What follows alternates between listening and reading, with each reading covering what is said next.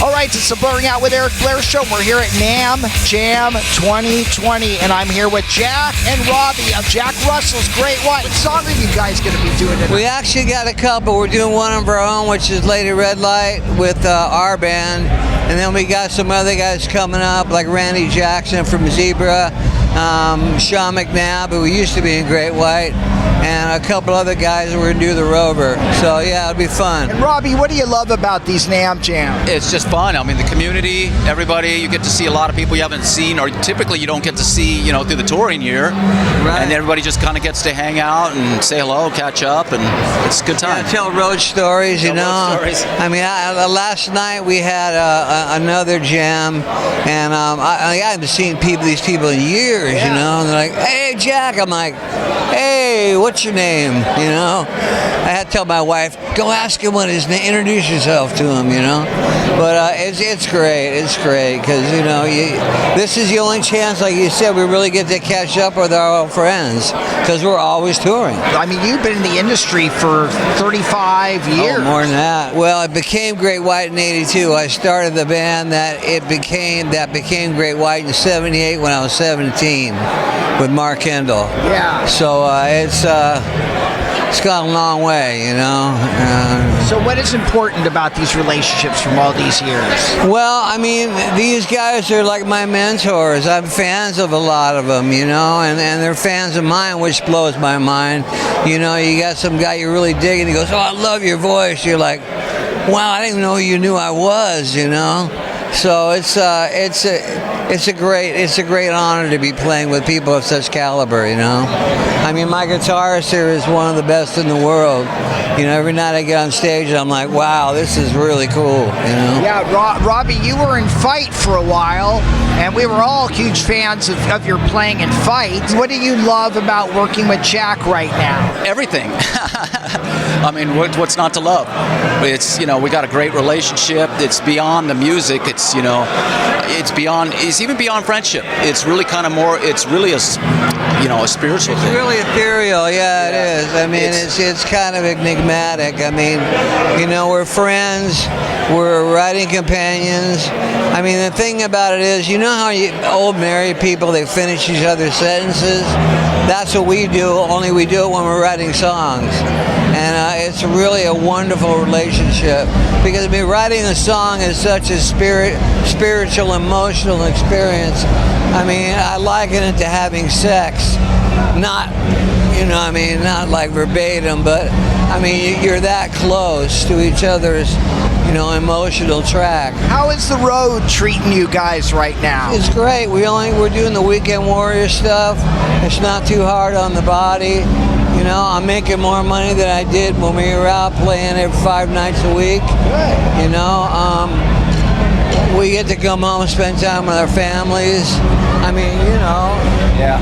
he's got 2 kids, a young daughter, so it's wonderful to see him be able to come home and spend time with them. You guys doing any of the cruises? We did last year. We did the Legends Rock Cruise. This year, so far, no. The thing is, the Monsters of Rock Cruise, They've kind of snuffed us out on it for whatever reasons, and we get a lot of people who want us on there. We get a lot of people asking, when are you going to be on? When are you going to be on? And it's all politics, man. It's all politics involved. It's okay. It's okay. It don't matter to me, man. I live on a boat.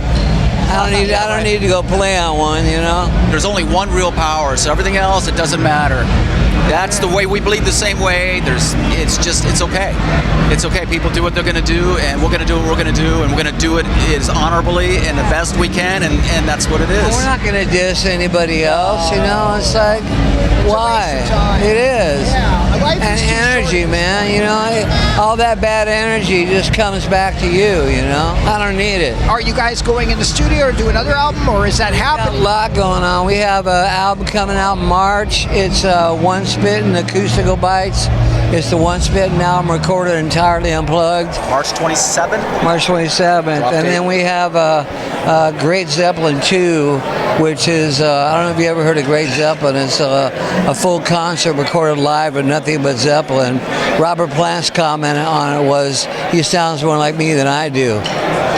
I had no idea the guy who knew who I was, and I was like, wow, you know. My heart skipped a beat, you know. That probably helps you sleep a little better at night. Yeah. And so we got Zeppelin, just Great Zeppelin 2 coming out, which has got stuff like Cashmere on it, has the whole a different set than we did, pardon me, on the first one. So that's exciting. And then we have the new album we're working on. So we've got a lot of stuff. There's a Dante Fox record that's out now. Really? It's Dante Fox, The Roots of Great White.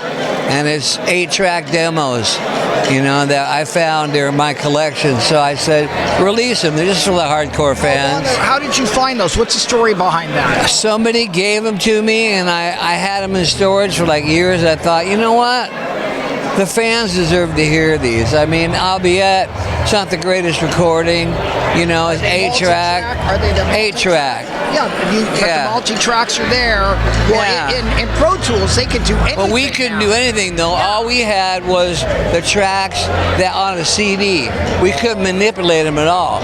All we could do was try to do some half-ass mastering. That was it, yeah. You know, so just kind of get the levels even, and EQ it a little bit, try to make them sound similar, and that's all you can really do. It's old, but it's cool. You've got like Stick It with different lyrics. You've got like, you know, On Your Knees with different lyrics.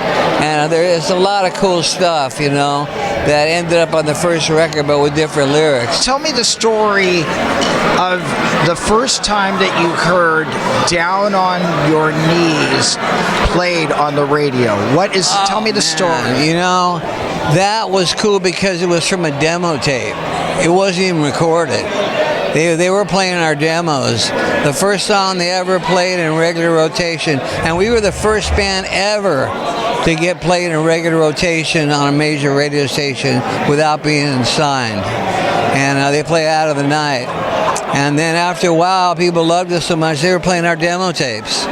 You know, so that was really cool, you know. Yeah. I mean, that first Great White thrill, you know. That first album is just like, I've said this a million times, that is an album you want to put in your car stereo, turn it up, and just get angry. I mean, We've been doing Street Killer lately. We've been doing, you know, Out of the Night, stuff like that, you know. Yeah, I mean, Stick It, man. When you're a kid and you hear that song, it's like, that is it, man. That empowers you to shine the man. Yeah, exactly. And that's what I loved about that music, man. That fueled my rebellion as a kid. Right, of course. Stick It.